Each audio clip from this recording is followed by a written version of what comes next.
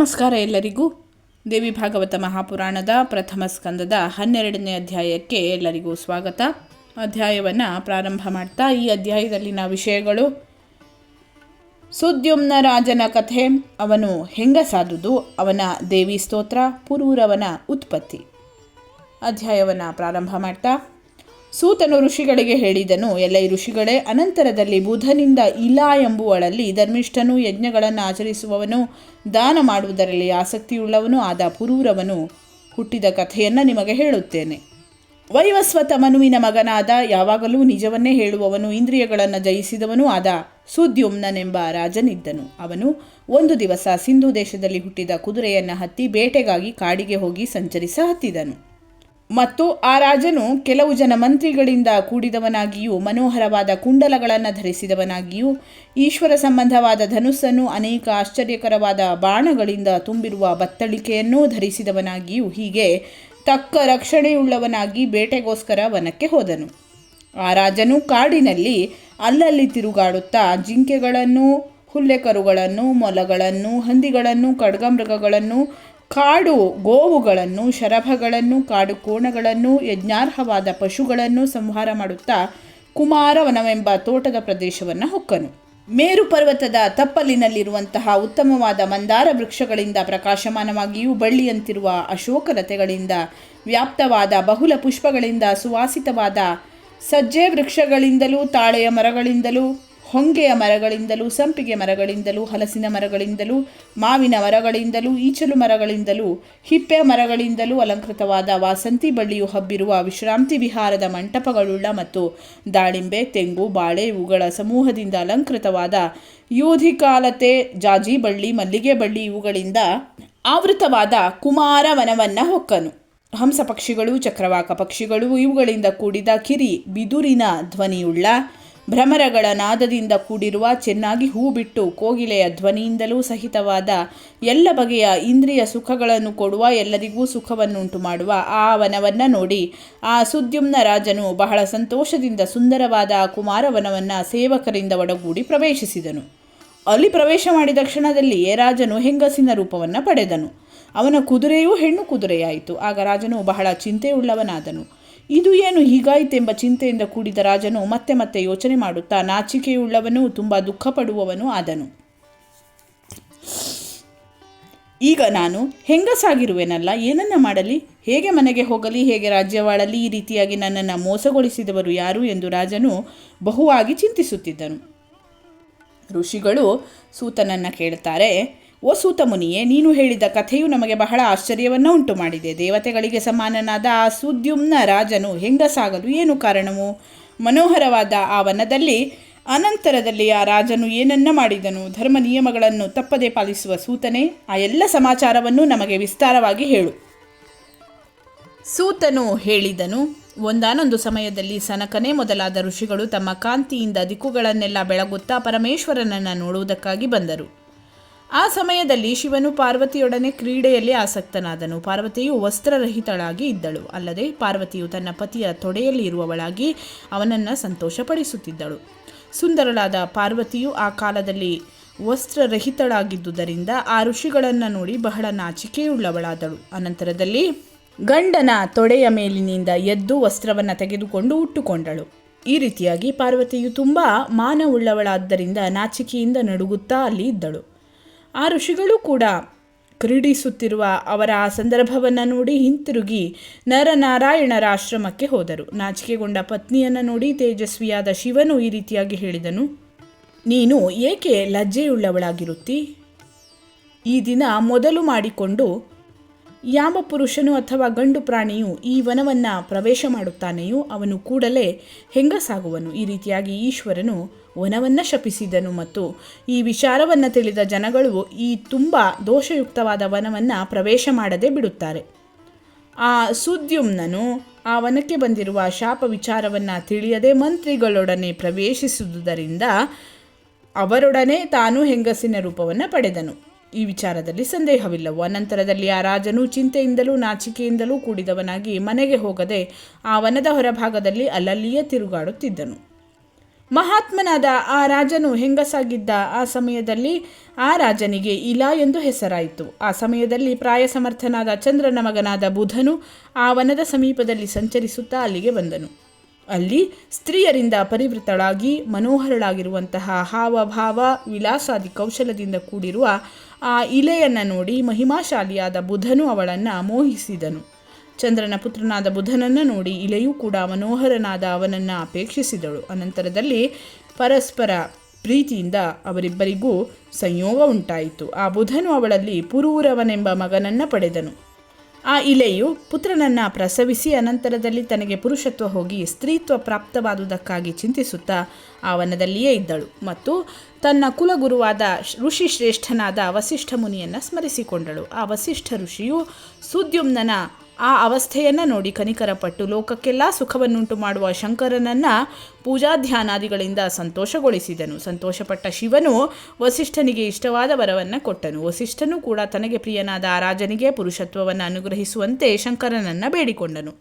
ಆ ಶಂಕರನು ತನ್ನ ಪೂರ್ವದ ಮಾತನ್ನು ಎಂದರೆ ಆ ವನಕ್ಕೆ ಕೊಟ್ಟ ಶಾಪ ವಿಚಾರವನ್ನು ಸುಳ್ಳು ಮಾಡದಿರುವುದಕ್ಕಾಗಿ ರಾಜನು 1 ತಿಂಗಳು ಪುರುಷನೂ 1 ತಿಂಗಳು ಸ್ತ್ರೀಯೂ ಆಗುತ್ತಾನೆಂದು ಹೇಳಿದನು.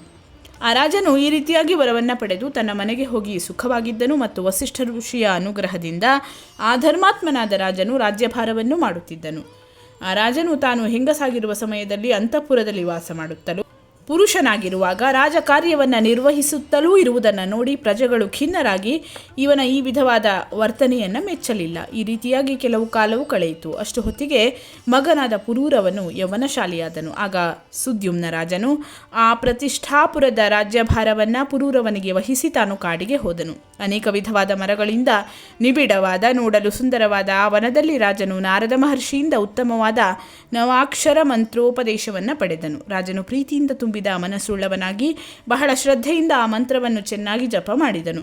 ಆ ಮಂತ್ರ ಜಪದಿಂದ ಸಂತುಷ್ಟಳಾದ ಸಗುಣ ರೂಪಿಣಿಯಾದ ಭಕ್ತರನ್ನು ಸಂಸಾರದಿಂದ ದಾಟಿಸುವ ಮಂಗಳಕರಳಾದ ಪಾರ್ವತೀದೇವಿಯು ಬಹಳ ಸುಂದರವಾದ ಆಕಾರವನ್ನು ಧರಿಸಿ ಸಿಂಹಾರೂಢಳಾಗಿ ಅವನ ಮುಂದೆ ಪ್ರತ್ಯಕ್ಷವಾದಳು. ಮದ್ಯಪಾನದಿಂದ ಮದ ಹತ್ತಿದವಳಾಗಿದ್ದ ಆ ದೇವಿಯ ಕಣ್ಣುಗಳು ಅದರ ಮತ್ತಿನಿಂದ ತಿರುಗುತ್ತಿದ್ದವು. ಹೀಗಿರುವ ಶ್ರೇಷ್ಠವಾದ ರೂಪವುಳ್ಳ ಆ ದೇವಿಯನ್ನು ನೋಡಿ ಆ ರಾಜನು ಬಹಳ ಸಂತೋಷಗೊಂಡು ಭಕ್ತಿ ಪ್ರೇಮಾದಿಗಳಿಂದ ಅರಳಿದ ಕಣ್ಣುಳ್ಳವನಾಗಿ ಆ ಲೋಕಜನನಿಯಾದ ದೇವಿಗೆ ಸಾಷ್ಟಾಂಗ ನಮಸ್ಕಾರವನ್ನು ಮಾಡಿ ಪ್ರೀತಿಯಿಂದ ಹೀಗೆ ಸ್ತೋತ್ರ ಮಾಡಿದನು.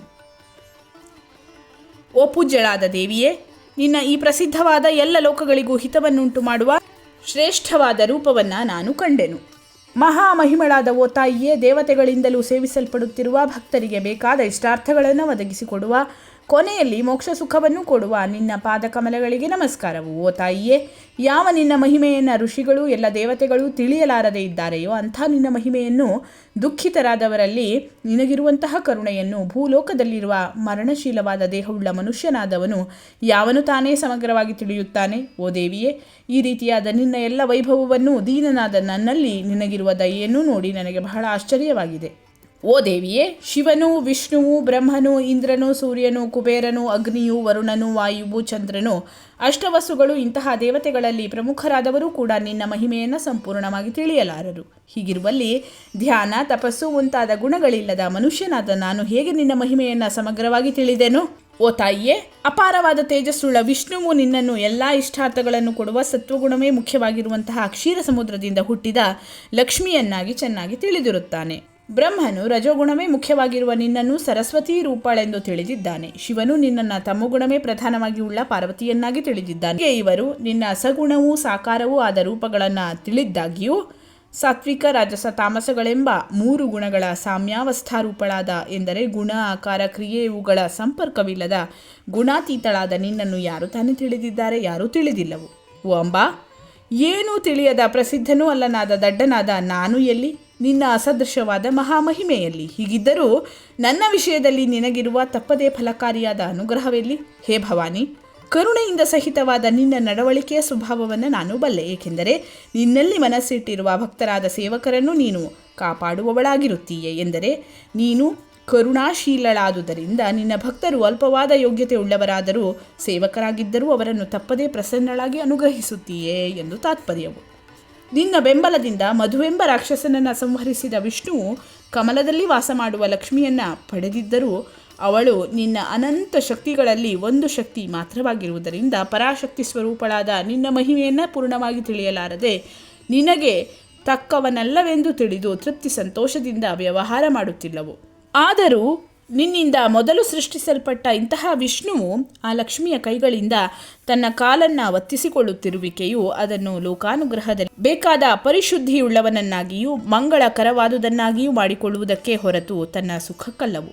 ನಿನ್ನ ಶಕ್ತಿಯು ಬೆಂಕಿಯಂತೆ ದೋಷಗಳನ್ನು ಸುಟ್ಟು ನಿರ್ಮೂಲ ಮಾಡಿ ಶುದ್ಧಿಯನ್ನುಂಟು ಮಾಡಬಲ್ಲದು. ಈ ಕಾರಣದಿಂದ ವಿಷ್ಣುವು ಲೋಕದ ರಕ್ಷಣಾ ಕಾರ್ಯವನ್ನು ಮಾಡುತ್ತಿದ್ದಾನೆ. ಎಲ್ಲರಿಗಿಂತ ಹಿರಿಯನಾದ ಪುರುಷನಾದ ವಿಷ್ಣುವು ನಿನ್ನ ಪಾದಗಳ ಸಂಬಂಧವನ್ನು ಬಹುವಾಗಿ ಅಪೇಕ್ಷಿಸುತ್ತಾನೆ. ಅಶೋಕ ವೃಕ್ಷವು ಹೂವು ಹಣ್ಣುಗಳನ್ನು ಹೊರಹೊಮ್ಮಿಸಬೇಕಾದರೆ ಹೇಗೆ ಉತ್ತಮರಾದ ಸ್ತ್ರೀಯರ ಪಾದತಾಡನವನ್ನು ಅಪೇಕ್ಷಿಸುವುದೋ ಅದರಂತೆಯೇ ಆ ವಿಷ್ಣುವು ಕಾಮಪೀಡಿತನಾಗಿ ಕೋಪಗೊಂಡಿದ್ದ ನಿನ್ನನ್ನು ಸಮಾಧಾನಪಡಿಸಲು ನಮಸ್ಕರಿಸಿ ಕ್ಷಮೆಯನ್ನು ಬೇಡುತ್ತಿರುವ ಸಮಯದಲ್ಲಿ ನೀನು ಅವನ ಆ ಇಚ್ಛೆಯನ್ನು ಪೂರ್ತಿಗೊಳಿಸುತ್ತೀಯೆ. ಪ್ರಣಯ ಕೋಪವು ತಮೋವೃತ್ತಿಯೇ, ಆದುದರಿಂದ ನಿನಗೆ ದೋಷವಿಲ್ಲವು. ಎಲ್ಲ ದೇವತೆಗಳಿಂದ ಹೊಗಳಿಸಿಕೊಳ್ಳುವ ವಿಷ್ಣುವಿನ ಮನೋರಥವೂ ಪೂರ್ಣವಾದಂತಾಯಿತು ಎಂದು ತಾತ್ಪರ್ಯವು. ಓ ಒಳ್ಳೆಯ ನಡತೆಯುಳ್ಳ ದೇವಿಯೇ, ನೀನು ವಿಷ್ಣುವಿನ ವಕ್ಷಸ್ಥಲದಲ್ಲಿ ಯಾವಾಗಲೂ ಮಂಚದ ಮೇಲೆ ಪವಡಿಸಿರುವಂತೆ ನೆಲೆಸಿರುತ್ತೀಯೇ. ಕಪ್ಪು ಬಣ್ಣದ ಮೈಯುಳ್ಳ ವಿಷ್ಣುವಿನ ಆ ಹೃದಯವು ವಿಸ್ತಾರವಾಗಿಯೂ ಚೆನ್ನಾಗಿ ಅಲಂಕರಿಸಲ್ಪಟ್ಟುದಾಗಿಯೂ ಶಾಂತಿಗುಣ ಪ್ರಧಾನವಾಗಿಯೂ ಇದೆ. ಇಂತಹ ವಕ್ಷಸ್ಥಲದಲ್ಲಿ ಕಪ್ಪಾದ ಮೇಘದ ಮಧ್ಯದಲ್ಲಿ ಬಳ್ಳಿ ಮಿಂಚಿನಂತೆ ನೀನು ವಾಸ ಮಾಡುತ್ತೀಯೇ. ಎಲ್ಲ ಪ್ರಪಂಚಕ್ಕೂ ಒಡೆಯನಾದರೂ ಆ ವಿಷ್ಣುವು ಹೀಗೆ ನಿನಗೆ ವಾಹನದಂತೆ ಇದ್ದಾನಲ್ಲವೇ. ಆದುದರಿಂದ ಅನಂತ ಶಕ್ತಿ ಸ್ವರೂಪಳು ಮೂಲ ಪ್ರಕೃತಿ ಸ್ವರೂಪಳು ಆದ ನಿನ್ನ ಮಹಿಮೆಯು ವರ್ಣನೆಗೆ ನಿಲುಕದಂಥದ್ದಾಗಿದೆ. ಓ ತಾಯಿಯೇ, ನೀನು ಪ್ರಣಯ ಕೋಪದಿಂದಲೂ ಆ ವಿಷ್ಣುವನ್ನು ಬಿಟ್ಟಿರುವುದಾದರೆ ಶಕ್ತಿ ಇಲ್ಲದ ಅವನನ್ನು ಲೋಕದಲ್ಲಿ ಯಾರೂ ಪೂಜಿಸುವುದಿಲ್ಲ. ಲೋಕದಲ್ಲಿ ಗುಣಗಳಿಲ್ಲದ, ಐಶ್ವರ್ಯವಿಲ್ಲದ ಅಥವಾ ಸಂಪತ್ತನ್ನು ಕಳೆದುಕೊಂಡಿರುವ ಮನುಷ್ಯನು ಅವನು ಶಾಂತಿ ಗುಣವುಳ್ಳವನಾದರೂ ಅವನನ್ನು ಅವನ ಸ್ವಕೀಯರಾದ ಜನಗಳೇ ಬಿಡುತ್ತಾರೆಂಬುದು ಪ್ರತ್ಯಕ್ಷವಾಗಿಯೇ ಕಂಡುಬಂದಿದೆ. ಸರ್ವಶಕ್ತಿ ರೂಪಳಾದುದರಿಂದ ಅಪಾರವಾದ ಪರಾಕ್ರಮವುಳ್ಳವಳೇ, ನಾನು ಹೆಂಗಸಾಗಿದ್ದೇನೆ. ಆದರೇನು, ನನ್ನಂತೆಯೇ ನಿನ್ನ ಪಾದ ಕಮಲಗಳನ್ನು ಯಾವಾಗಲೂ ಆಶ್ರಯಿಸುತ್ತಿರುವ ಬ್ರಹ್ಮಾದಿಗಳು ಮಣಿದ್ವೀಪದಲ್ಲಿ ಹೆಂಗಸರಾಗಿಲ್ಲವೇ? ಈ ಕಥೆ ಪುರಾಣಾಂತರದಲ್ಲಿಯೂ ಪ್ರಸಿದ್ಧವು. ಅವರನ್ನು ನೀನೇ ಪುರುಷರನ್ನಾಗಿ ಮಾಡಲಿಲ್ಲವೇ? ಹೀಗಿರುವಲ್ಲಿ ನಿನ್ನ ಶಕ್ತಿಯನ್ನು ನಾನು ಎಷ್ಟು ವರ್ಣಿಸಲಿ? ಓ ತಾಯಿಯೇ, ನೀನು ಪುರುಷ ರೂಪವಿಲ್ಲದವಳೂ ಅಲ್ಲವು, ಹಾಗೆಯೇ ಪುರುಷನ ರೂಪವುಳ್ಳವಳೂ ಅಲ್ಲವು. ಏಕೆಂದರೆ ಗುಣತ್ರಯದ ಸಾಮ್ಯಾವಸ್ಥಾರೂಪವಾದ ಪ್ರಕೃತಿಯೇ ಉಪಾಧಿಯಾಗಿ ಉಳ್ಳ ಬ್ರಹ್ಮನಲ್ಲಿ ಲಿಂಗತ್ರಯ ಮುಂತಾದ ಭೇದಗಳ ಸಂಪರ್ಕವೇ ಇಲ್ಲ. ನೀನು ಅಂಥ ರೂಪಗಳನ್ನು ಮೀರಿದವಳು ಎಂದು ತಾತ್ಪರ್ಯವು. ಆದುದರಿಂದ ನೀನು ಇಂಥ ರೂಪವುಳ್ಳವಳೆಂದು ನಿರ್ಣಯಿಸಿ ಹೇಳಲಾರೆನು. ನಿನ್ನ ರೂಪವು ಹೇಗಾದರೂ ಇರಲಿ, ನೀನು ಗುಣರಹಿತಳೂ ಅಲ್ಲವೂ ಗುಣ ಸಹಿತಳೂ ಅಲ್ಲದವಳಾಗಿದ್ದೀಯೇ. ಹೀಗೆ ನೀನು ಸಗುಣಳೂ ಸಾಕಾರಳೂ ಆಗಿಯಾದರೂ ಇರು, ಅಥವಾ ನಿರ್ಗುಣಳೂ ನಿರಾಕಾರಳೂ ಆಗಿಯಾದರೂ ಇರು. ಅಂಥ ನಿನ್ನನ್ನು ನಾನು ಭಕ್ತಿಯುಳ್ಳವನಾಗಿ ನಿನಗೆ ನಮಸ್ಕಾರ ಮಾಡಿ ಕೊನೆಗೆ ಬೇಡುವುದೇನೆಂದರೆ, ನನಗೆ ತಾಯಿಯಾದ ನಿನ್ನಲ್ಲಿರುವ ಭಕ್ತಿಯು ದೃಢವಾದುದಾಗಿರಲಿ ಎಂದು ಬೇಡುತ್ತೇನೆ ಎಂದು ದೇವಿಯನ್ನು ಸ್ತೋತ್ರ ಮಾಡಿದನು. ಸೂತನು ಹೇಳಿದನು, ಸುದ್ಯುಮ್ನ ರಾಜನು ಈ ರೀತಿಯಾಗಿ ಧ್ಯಾನ ಸಹಿತನಾಗಿ ಸ್ತೋತ್ರ ಮಾಡಿ ಆ ದೇವಿಯನ್ನು ಶರಣು ಹೊಂದಿದನು. ಇದರಿಂದ ಸಂತೋಷಪಟ್ಟ ಆ ದೇವಿಯು ಆ ರಾಜನಿಗೆ ಸಾಯುಜ್ಯ ರೂಪವಾದ, ಎಂದರೆ ತನ್ನಲ್ಲಿ ಐಕ್ಯ ರೂಪವಾದ ಮುಕ್ತಿಯನ್ನು ಅನುಗ್ರಹಿಸಿದಳು. ಆಗ ಸುದ್ಯುಮ್ನನು ಆ ದೇವಿಯ ಅನುಗ್ರಹದಿಂದ ಮನನಶೀಲರಾದ ಋಷಿಗಳಿಂದಲೂ ಹೊಂದಲ ಸಾಧ್ಯವಾದ ನಾಶವಾಗದ ನಿತ್ಯವಾಗಿರುವ ಉತ್ತಮವಾದ ಸದ್ಗತಿಯನ್ನು ಹೊಂದಿದನು. ಇಲ್ಲಿಗೆ ಶ್ರೀಮದ್ದೇವಿ ಭಾಗವತ ಮಹಾಪುರಾಣದ ಪ್ರಥಮ ಸ್ಕಂದದಲ್ಲಿನ 12ನೇ ಅಧ್ಯಾಯವು ಮುಕ್ತಾಯವಾಯಿತು. ಧನ್ಯವಾದಗಳು. ಲೋಕಾಃ ಸಮಸ್ತಾಃ ಸುಖಿನೋ ಭವಂತು.